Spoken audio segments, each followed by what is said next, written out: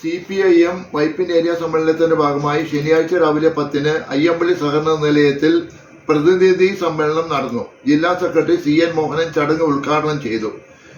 CPIM Vypin area secretary AP Prinil, PV Louis, മുൻ MLA മന്ത്രിയുമായിരുന്ന S Sharma, MLA KN Unnikrishnan, Sooraj NS, doctor KK Joshi master തുടങ്ങിയ നിരവധി പ്രമുഖ നേതാക്കൾ ചടങ്ങിൽ പങ്കെടുത്തു. കമ്മ്യൂണിസ്റ്റ് പാർട്ടി ഓഫ് ഇന്ത്യ മാർക്സിസ്റ്റിൻ്റെ 24ാം കോൺഗ്രസിൻ്റെ മുന്നോടിയായിട്ടാണ് നമ്മുടെ ഈ സമ്മേളനം ചേരുന്നത്. വൈപ്പിനിൽ 2000-ലേറെ പാർട്ടി അംഗങ്ങളും ഏതാണ്ട് 40,000-ഓളം വരുന്ന 40,000-നും 50,000 ഇടയ്ക്കുള്ള പാർട്ടിയുടെ വർഗബഹുജന സംഘടനാ അംഗങ്ങളും ചേരുന്ന വലിയ ഒരു പ്രതലത്തിലാണ് പാർട്ടി പ്രവർത്തിക്കുന്നത്. ഈ മേഖലയ്ക്കകത്തുള്ള പാർട്ടിയുടെ വളർച്ച വർഗബഹുജന സംഘടനകളുടെ സംഘടനകളുടെ എണ്ണം അതല്ല 1,00,000-ഓളം വരും. ആ വർഗബഹുജന സംഘടനകളുടെ വളർച്ചയ്ക്കും ഉതകത്തക്ക നിലയിലും ഇവിടുത്തെ ജനങ്ങളെ ബാധിക്കുന്ന ഗൗരവപ്പെട്ട പ്രശ്നങ്ങൾ ഏറ്റെടുത്തുകൊണ്ടുള്ള പോരാട്ടമായി സംഘടിപ്പിക്കണം. ഉദാഹരണം മുനമ്പ വിഷയം. മുനമ്പത്ത്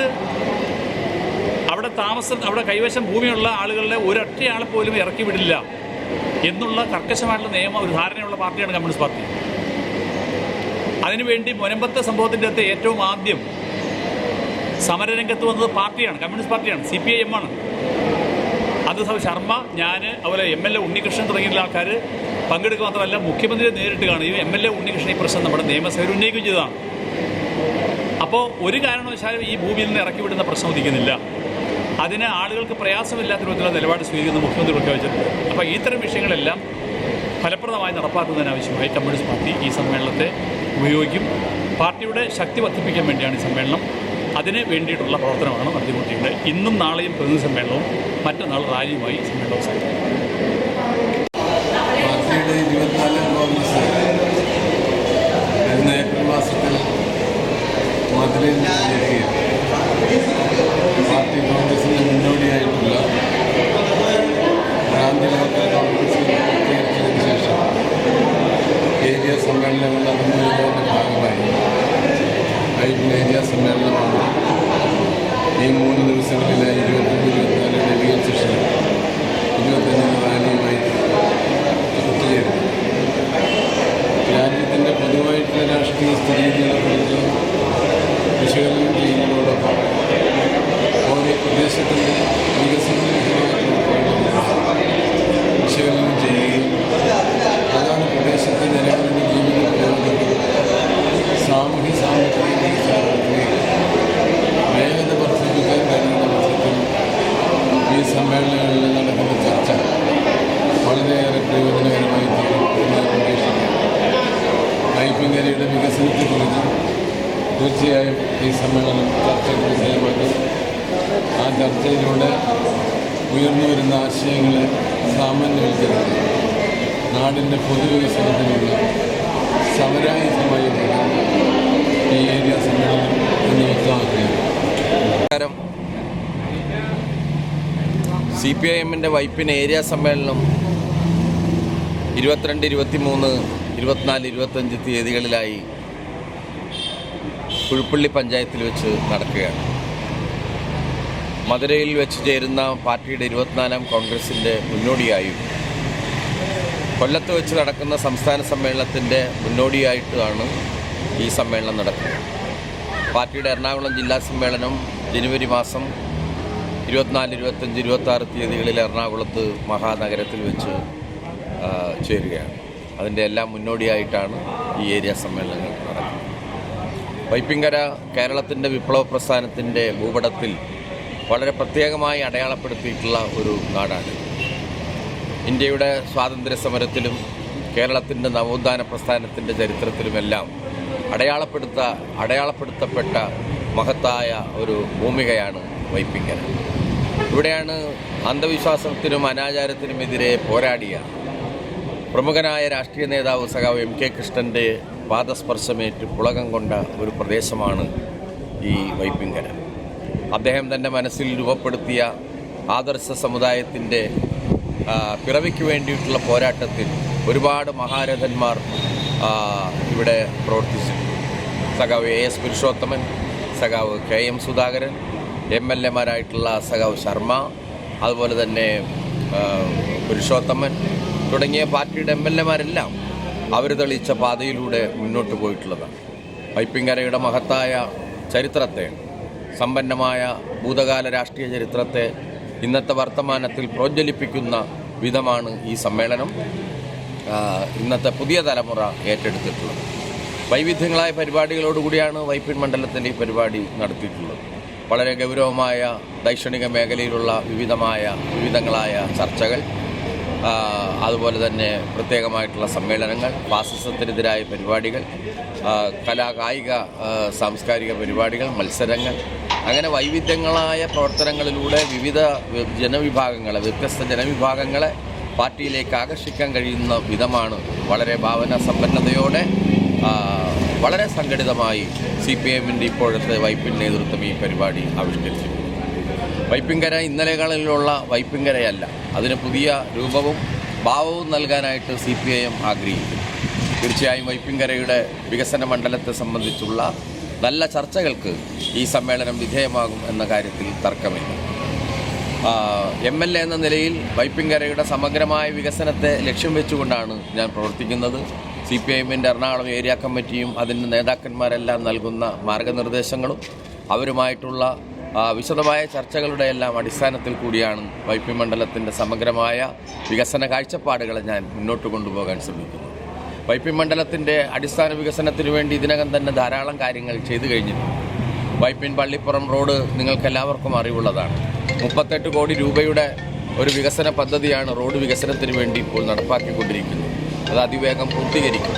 ഉള്ള റോഡ് അത് പൂർണ്ണ വിസ്തൃതിയിലെടുത്തുകൊണ്ടും കാണകൾ നിർമ്മിച്ചും അതിന് കവർ സ്ലാബ് നിർമ്മിച്ചുമെല്ലാം സഞ്ചാരയോഗ്യമാക്കിക്കൊണ്ടിരിക്കുകയാണ്. മാത്രമല്ല ഏതാണ്ട് 800-ലധികം വരുന്ന ലാമ്പ് പോസ്റ്റുകൾ സ്ഥാപിക്കാൻ പോവുകയാണ്. അപ്പോൾ അതിമനോഹരമായ ഒരു റോഡായി വൈപ്പിൻകരയിലെ ഈ പ്രധാനപ്പെട്ട റോഡ് മാറും.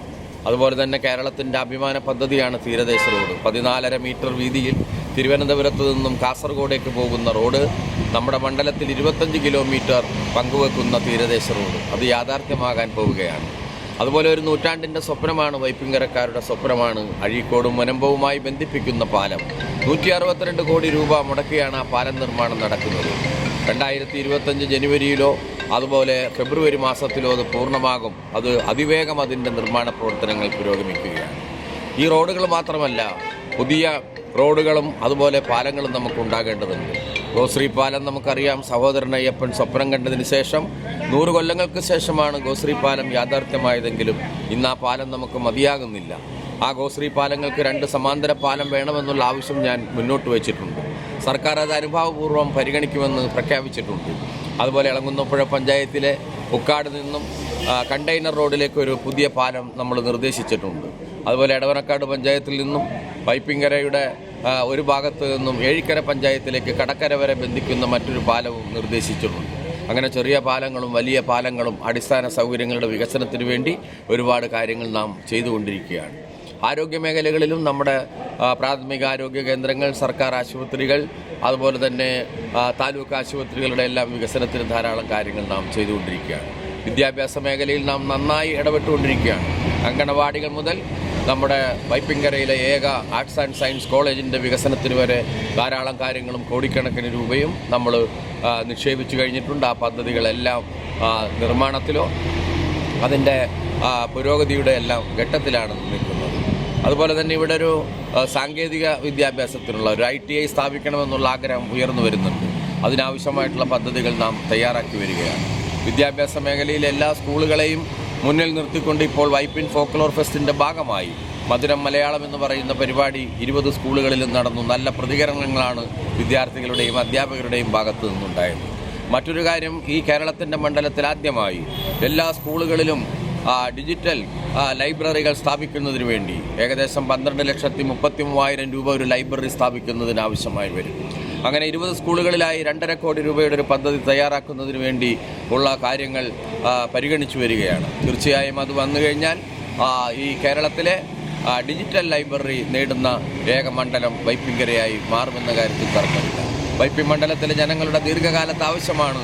കഴിഞ്ഞ പാലം വന്നതിന് ശേഷമുള്ള 18 കൊല്ലത്തെ കാത്തിരിപ്പിന് ശേഷം ഇവിടെ ഓടുന്ന സ്വകാര്യ ബസ്സുകളുടെ നഗരപ്രവേശനം അത് യാഥാർത്ഥ്യമാക്കി എന്നുള്ള അഭിമാനത്തോടു കൂടിയാണ് ഞാൻ ഈ സമ്മേളന ഘട്ടത്തിൽ ഞാൻ പ്രതിനിധികളുടെ മുമ്പാകെ നിൽക്കുന്നത് എന്നുള്ളത് അറിയിക്കാനായിട്ട് എനിക്ക് വളരെ സന്തോഷമുണ്ട്.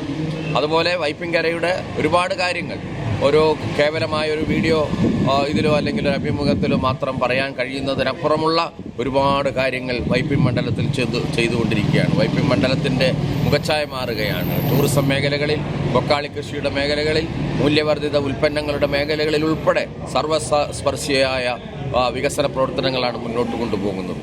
ഇനി അങ്ങോട്ടുള്ള വികസന പ്രവർത്തനങ്ങൾ ചർച്ച ചെയ്യുന്നതിന് വേണ്ടി ഡിസംബർ മാസം ഈ വർഷം ഡിസംബർ മാസം 1-ാം തീയതി മുതൽ 31-ാം തീയതി വരെ ഉള്ള തീയതികളിൽ 31 ദിവസക്കാലം ഇടതടവില്ലാതെ വൈപ്പിൻ ഫോക്ലോർ ഫെസ്റ്റിൻ്റെ സെക്കൻഡ് ചാപ്റ്റർ ഇവിടെ നമ്മൾ അവതരിപ്പിക്കുകയാണ്. അതിൻ്റെ ഔപചാരികമായ ഉദ്ഘാടനം ശ്രീ ഷംസീർ വല്ലാർപാടത്തുള്ള ആൽഫ ഹൊറൈസൺ എന്ന് പറയുന്ന സമ്മേളന നഗറിൽ അത് സംഘടിപ്പിക്കാൻ പോവുകയാണ്. അതിൻ്റെ ഔപചാരികമായ ഉദ്ഘാടനം നിർവഹിക്കുകയാണ്. ആ നിലയിൽ വൈപ്പിൻകരയുടെ സമഗ്രമായ വികസനം ലക്ഷ്യം വെച്ചുകൊണ്ട് വളരെ ഭാവന സമ്പന്നതയോടെ ദീർഘവീക്ഷണത്തോടുകൂടി നയിക്കുന്നതിനെക്കുറിച്ചുള്ള ചർച്ചകളും ആലോചനകളിലുമാണ്. അതിനെ പ്രോത്സാഹിപ്പിക്കുന്ന ചർച്ചകളും നിർദ്ദേശങ്ങളും CPIMൻ്റെ വൈപ്പിൻ ഏരിയ സമ്മേളനത്തിലും ഉണ്ടാകും എന്ന് ഞാൻ പ്രതീക്ഷിക്കുകയാണ്. ഈ വൈപ്പിൻ CPIM പാർട്ടി ആവിഷ്കരിക്കുന്ന ആ വികസന പരിപ്രേക്ഷ്യത്തെ മുന്നോട്ട് കൊണ്ടുപോകാനും ആ ധാരണകളുടെയും സങ്കല്പങ്ങളുടെയും പിന്നിൽ വൈപ്പിൻ ജനത അണിനിരക്കുമെന്നുള്ള പ്രത്യാശയാണുള്ളത്.